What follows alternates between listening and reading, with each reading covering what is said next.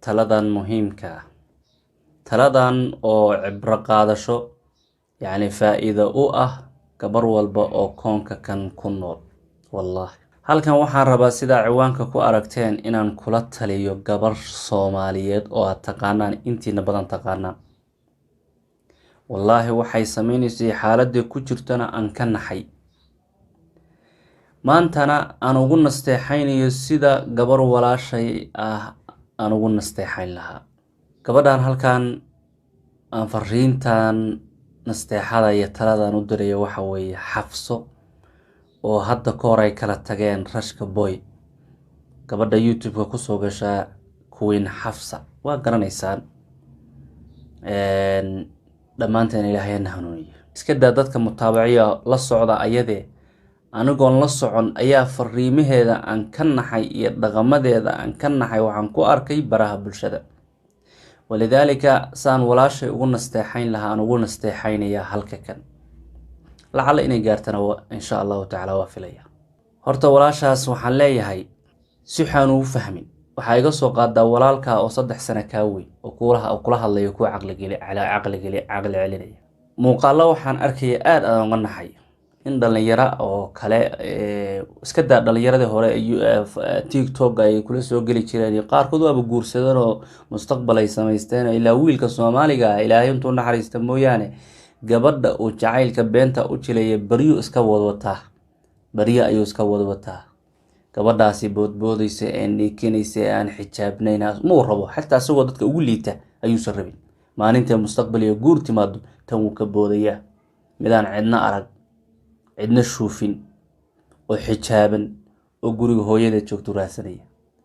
Xafsa waxaan arkay dhalinyaro badan oo intaasi muustika iyo ninka isla matalayeen way wada guursadeen. kuwa kale isbartay waa subxaanaka yaa rab. nin dhalinyaro oo kale isna YouTube-leyda kamid ah ayaa waxaan arkay aad arrin dhaqan xun. telefoon buu soo iibinayaa wuxuu soo iibinayaa dahab sida ay u sheegayaan de markaasaan social media laakiin asagoo iska camiraad badan yahay.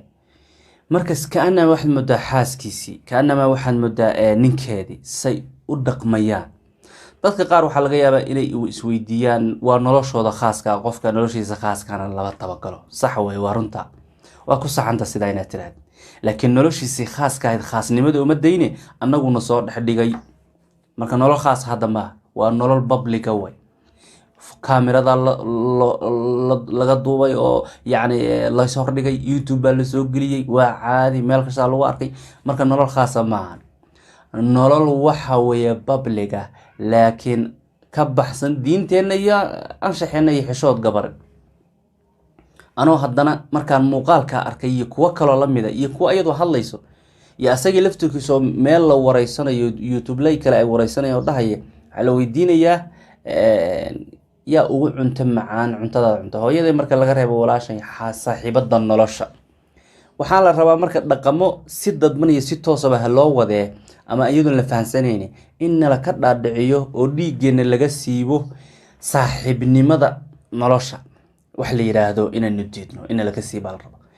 لأن أنا وحنا قلنا جور إيو وحلالة إيو وضعض إيو إلهي سدو يري وقت البيوت من أبوابها جوريها البابدة ده قصة قلا أيون نقنا. لكن قال فرين إيو بول فرين وحاسان ربع هذا إن سيد ضبنا لكبره حلية مركا صاحبة النلش شيء وفيرس وحق البيت كلا جي قنا سومالي إنه ما يقنا يا مسلمين تان البيت كلا بس كعادي تورقهم قضية دين تو أساس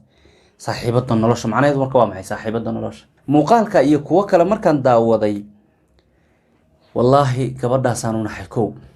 walaalaheedu wiilal la dhashay dabcan wala dhasheen iyo hooyadood iyo waalidkeed baan u naxay waayo waalid Soomaaliyeed waxaynu dhibsanay waan ogahay gabadhoodii waxa sameynaysa muuqaal kale dadku markay aad u canaanteen iskaga difaacayso bay waxay leedahay aniga ma waxa rabtaan waalidkeena ugu dirtaan aniga ma waxaad moodeen nin walba shaati wata inaan iskaga dhigdhigo hada dadku intay arkeen in ka badan ma awl sugayne in ka badan miyay sugayeen waalid oo dhan oo samanka nool oo gabdhihiisii wiilashiisii sida noqdeenna raali gelin baa siinaya. waxaan leeyahay waalidow casrigan waa casri ka duwan waa akhir zaman casri la arkayo weeye gabar ka waraysa toddoba baxeedii ka waramaysa la casri gabar ayadu aqalkeedii iyo gurigeeda dhisanayso ninkii maal gelinayso mas'uuliyadii ayadu ay qaadatay la joogo way casriga taqaanin maan casri waxaynu joognaa gabadhu ayadu arooskeeda ka niikiso gabadhu ayadu arooskeeda ka niikiso gabadhi xishoon jirtay gabadhi yani la arki jiray oo xafladaha meelaha lagu dhigi jiray ayada ka hor niikinaysa dadkii meel casriga horta casriga waa isbedelay marka waalidow raali noqda casri waxaan joognaayo maqlaynaa gabadhaadu inay intay ka tagto guri meelaha ka kiraysato meelaha ku noolaato cid u imaanaysa ay tumaado casri noocaas nool marka waalidow sida raali ku ahaada aakhiru zaman baa la joogaa ilaahay subxaanahu wa ta'ala hadna asturo marka xabso waxaan leeyahay waxa iga soo qaadaa anigu nin waa aqaanayo nin u nasteexaynaya maanta nin aafa kasta asaga mas'uulka u nasteexaynayo nin waan garanaya marka waxa iga soo qaadaa walaalkaayo 3 sano iyo 2 sano iyo ka weyn walaalkaayo kale hooyada ku dhashay iga soo qaado kula talinaya ka naxaya oo sharaftiisa iyo cirdigiisa iyo diintiisa uu cabsanaya iga soo qaad nin waa ka aqaanaa oo ana rag ah nin haweenay nooca ku noqotay oo qiimeeyana ma jirto nin waa ka aqaanaa wax karaama oo ku siinayo nooca mar hada isu soo gashaan ma jiro qofka karaamadaysa iyo cirdigiisa wax walba ka muhiimsan iyo magaciisa qofka hadaad siisid qiimaha uu asagu mudan yahay wax ka badanna masaa'ib oo dhan baa imaada shalay waxa isqabteen nin oo rashka ah oo dadku markay arkayeen rubama adiguna inay aaminsanayd macquul ahayd in ay aaminsanaayeen dadku inay yihiin lamaano wanaagsan oo ku doyasho mudan oo maaragtay qiimo leh oo lamaanaha qarniga ka romantiga yani nolol qurux badan marka korka laga fiiriyo ayaad nin aad isqabteen ku wada nooleeyeen maantana meeshaad kala joogtaa waa garanaysaa adduunku waa saas adduunku waa harka labadiisay galin ninna waa nin un zaman kastuu joogaba anaa kamidoo rag garanaya dabcigood adigu garan maysid adigu xisaabaad kala laga yaabaa inaad fiirsisid gabar baad u tahay haween adigu waxaas garan maysid sadarteed anigu waxaan kaaga naxayo way aan kuugu nasteexaynayo dhaqankan iska bedel karaama kuma ahan laga yaabaa in aad isleedahay ninkaadi hore uga masayrsi rashka boy nolol buu samaystay sax gabdho kuma degdegano meel kasta ma taagna oo waa tagay oo noloshiisu samaysto xaas buu leeyahay maanta ilaahay soo barakeeyo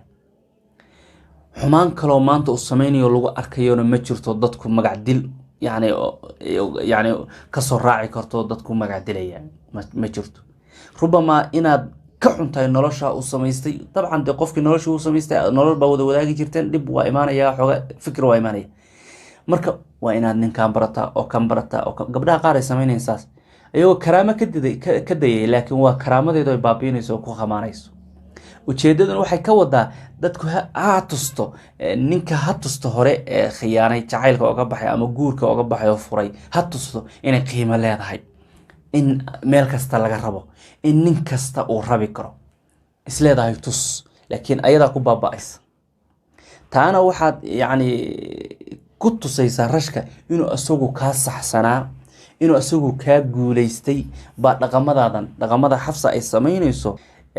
ilaahay subxaanahu wa ta'ala asture dhaqamaday sameynayso waxay ka macno tahay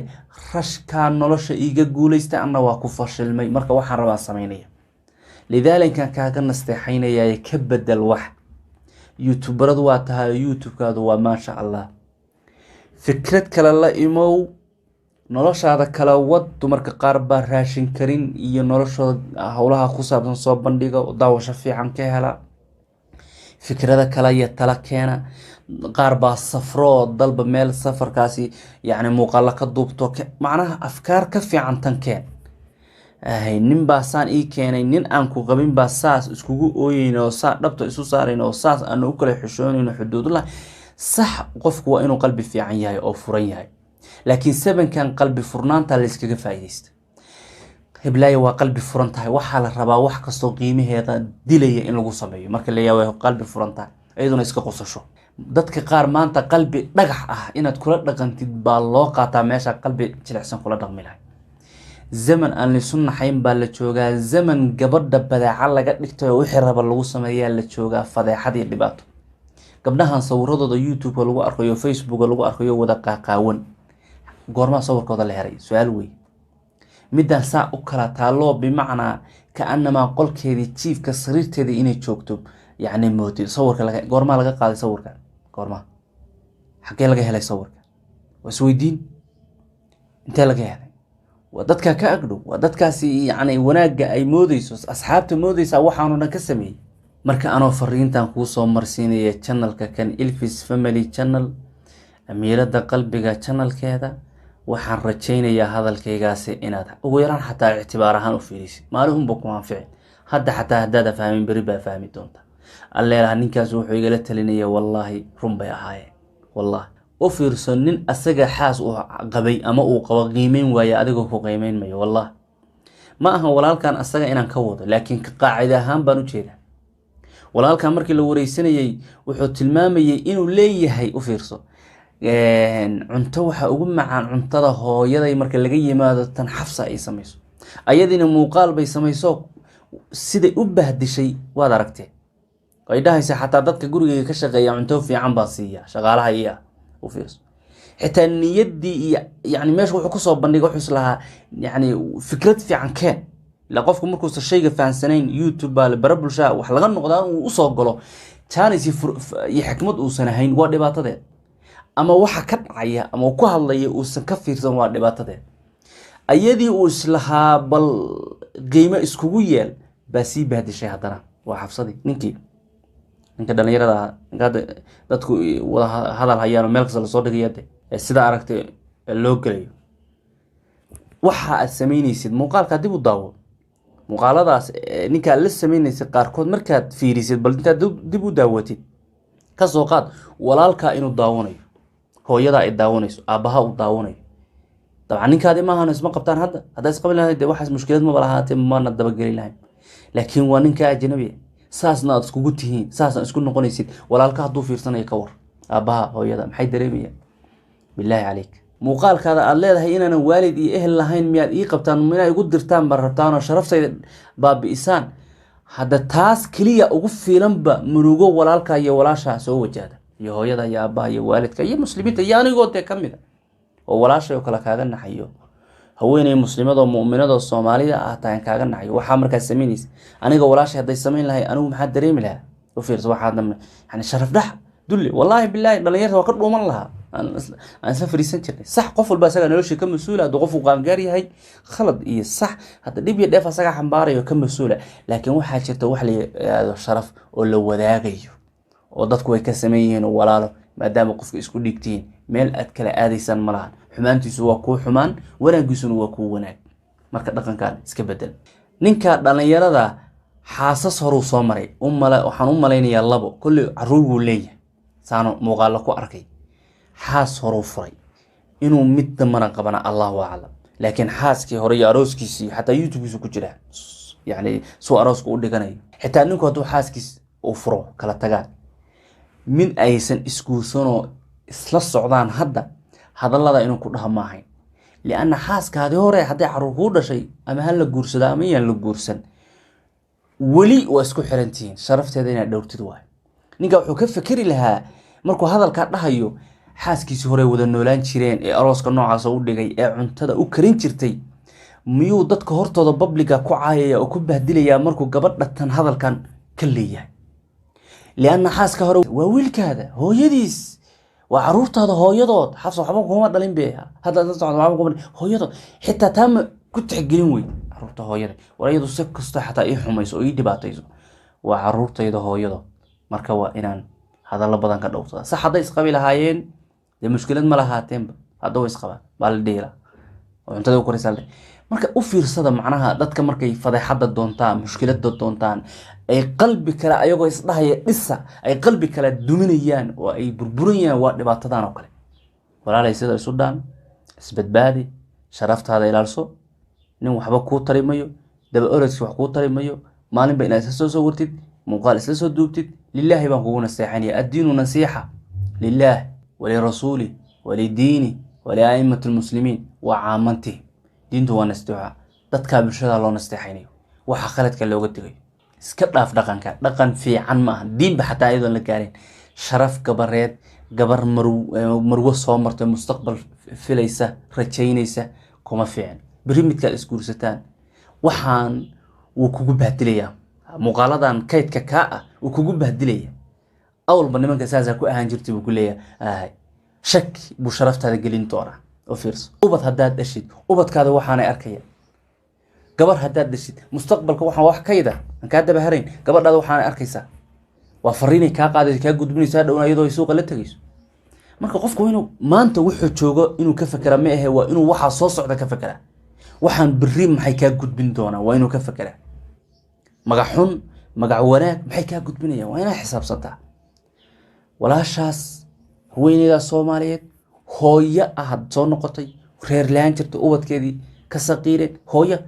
maanta aqal uma yara dabca waalidkeedii dadkeedana waa la taliyeen aniguna waa la talinaya waxaas wax fiican ma